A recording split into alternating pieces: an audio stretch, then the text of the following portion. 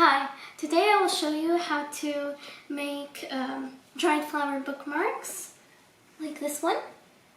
So for this project you will need a laminator, some laminating sheets, and some dried flowers.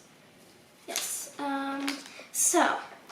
you can make many different sizes of these bookmarks. You can make these small ones, or you can make larger ones, and so you can just cut to your size that you want. And for the dried flowers, you need to pick some flowers, and the best flowers are the thinnest ones. They laminate the best.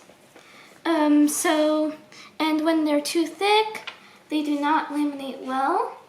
Like in this case, my centerpiece here in the cottage style bookmark was too thick, and so there's a tip.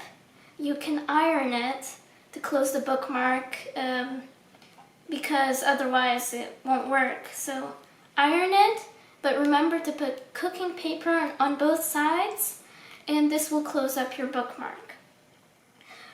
So also you can just use the petals of flowers that have very thick insides, and this can be used to make very nice designs and compositions. Like here, these butterflies I made.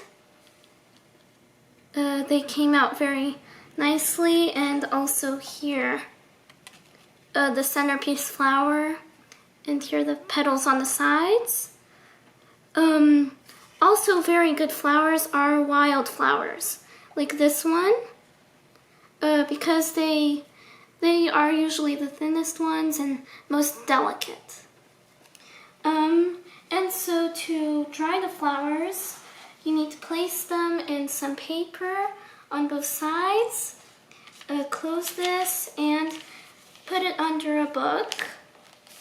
The heavier the book is, the better. And this will press, and so it really depends on the flower. If the flower is very big and thick, you need to wait longer. So instead of waiting 1 week, you might have to wait 2 weeks. But for very thin flowers, the shortest time might be 5 days. And so that's for pressing flowers. So they will look like this once you press for a while. But then you also don't want to wait too long because then, like in this one, they will start to brown like this. But even if they brown, sometimes the flowers will still leave beautiful designs with color, like here, because the middle is brown and clear. But there's very interesting lining here. Yes, and so here in this composition, you want to plan out what you're making. So here I made balance by placing 2 leaves on either side and this centerpiece flower. While here I made this design with flowers floating on clouds. And so because I wanted to make this cloud effect, I used some feathers. And so each flower, it makes a composition with the feather. They fit together.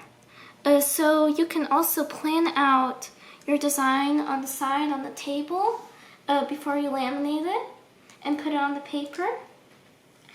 And so I have created a design here. So as you can see, you can work in 3s and 1s. Yes, and these are some wildflowers from my backyard. And so what you want to do to laminate is carefully place it in the laminator so that it's straight. Yes. And yeah, here. Yes, and so some of my other designs are this one. And so I was thinking about the medieval times, and I made this elegant pink flower in the middle and these 2 leaves on the sides, but I still remembered to make balance. So I placed on either side 2 flowers on either side of the leaves to keep the composition. This one was also a very interesting design. So every flower is placed with plan. So these petals, yes, they can be used. They were from the zinnia flower, and so I could not laminate the zinnia flower because the middle is too thick. But here, these worked very well in 3s, and they added color, a pop of color to the whole bookmark. And now this one, I added right before laminating because there was a space here and it did not keep the balance like this flower. So I added it and it changed the bookmark. Okay, so here our new design is complete. So the flowers came out very well because they are thin, and they are wildflowers. Yes, and so thank you for watching.